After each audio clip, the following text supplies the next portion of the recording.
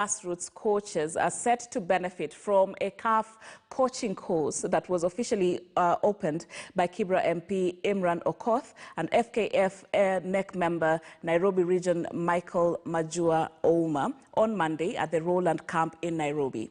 The course was put up by Football Kenya Federation Nairobi West in conjunction with Kibra MP Imran Okoth and is set to run for 10 days.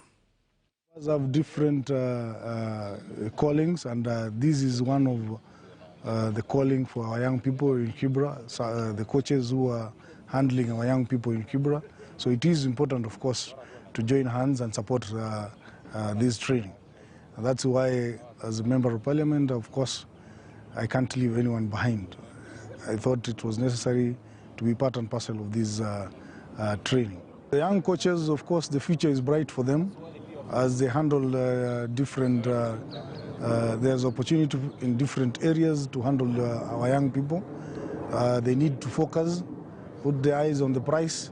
Of course, they'll excel. In this area, we have so many teams that are affiliated with KF, and so many coaches. We've realized that they don't have the qualifications. That's why we went to the office of the MP, of the area MP.